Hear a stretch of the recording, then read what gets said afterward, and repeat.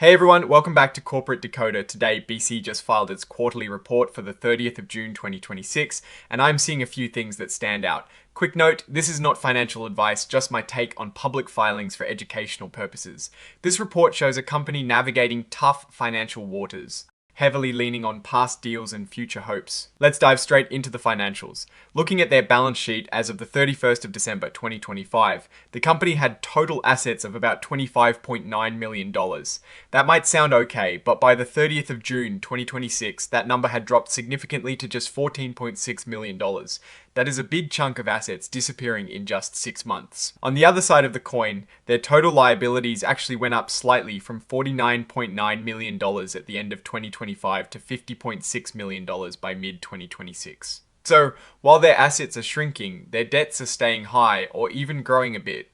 This is a classic sign of financial strain. And when we look at what is left for the shareholders, it's a deficit. This means the company owes more than it owns. By the 30th of June 2026, this shareholder deficit had ballooned to over $36 million. This is a really concerning number for any investor. Now let's look at how the company is performing. For the first 6 months of 2026, their net loss was a massive $12.4 million.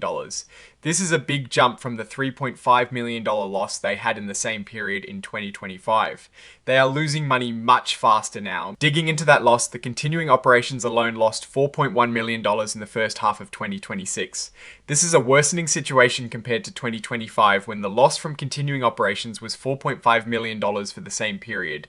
But the overall loss is much bigger because of other factors. A big part of their financial story is these discontinued operations. In the first half of 2026, these operations lost $8.3 million. This is a huge chunk of their overall losses. Remember, discontinued operations usually mean a company is trying to get rid of a part of its business. Interestingly, in the first half of 2025, they had a gain of $7 million from selling off parts of their business. This helped offset some losses that year. But in 2026, that one-time gain is gone, making the net loss from discontinued operations look much worse. Let's look at what drives these costs. Their research and development expenses are a major outflow. For the first 6 months of 2026, they spent $2 million on R&D, a bit more than the $1.9 million in 2025. This is understandable for a drug development company, but when you're losing so much money overall, you have to ask if this spending is bringing them closer to profitability. Their general and administrative expenses, which cover things like salaries and office costs, went down from $2.7 million in the first half of 2025 to $1.9 million in the first half of 2026. That is a good sign, showing they are trying to control overhead. When we look at cash flow, operating activities used $7 million in the first half of 2026.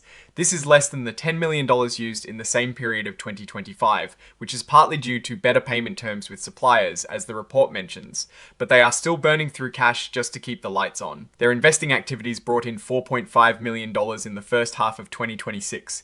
This mainly came from selling off some investments and getting money back from matured deposits. In 2025, they had even more coming in from investments, over $17 million, partly from selling parts of their business. The financing activities are quite telling. In the first half of 2026, they used $4.2 million, mostly from their discontinued operations, which included paying back loans. It seems they are not raising much new money through financing right now. This brings us to the big red flag going concern.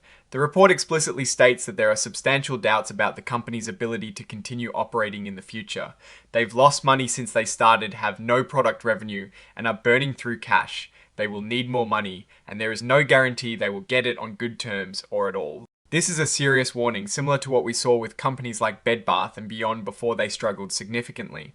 This means the financial statements might not reflect the value of assets or liabilities as if the company will continue operating normally. There has also been a leadership change. As of the 1st of July 2026, Min Chu took over as Chief Executive Officer.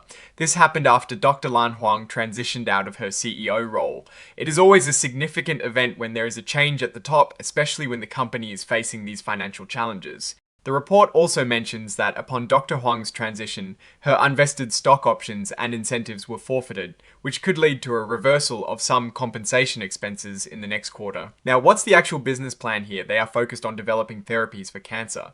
Their main drug candidate is plinabulin. They are talking about a phase 3 study called Dublin-3 that showed some positive results for overall survival in lung cancer patients.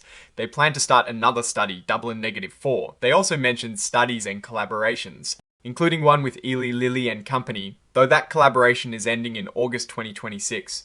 The success of these drugs is critical, and they are pinning a lot of their hopes on them. We also see news that the founders disclosed owning a significant number of shares, around 5.29 million each. This is important because it shows who has a major stake in the company and their potential influence. Looking at this filing, BeyondSpring Inc. is in a very challenging financial position. They are burning through cash rapidly, have a massive shareholder deficit, and are raising serious going concern doubts. While they have promising drug candidates like plinabulin and a leadership transition underway, their ability to secure the necessary funding to continue operations and bring these drugs to market is the critical question. The recent sale of parts of their seed therapeutics business is a clear sign they are trying to raise cash and possibly refocus their efforts. However, the increasing losses from discontinued operations and the ongoing high burn rate for continuing operations paint a picture of a company fighting for survival. The hope lies in the potential success of plinabulin, but the path ahead is clearly fraught with significant financial risk. What I'm actually looking for is concrete evidence of securing substantial new funding, or a clear path to revenue generation from their drug pipeline. Without that, the going concern warning will remain the most significant takeaway. The research tools I actually use are linked in the description. They help keep this channel going. That is my take. Stay decoded. If this analysis was valuable, hitting that like button really helps. And subscribe for more deep dives. Also check out the Discord in the description.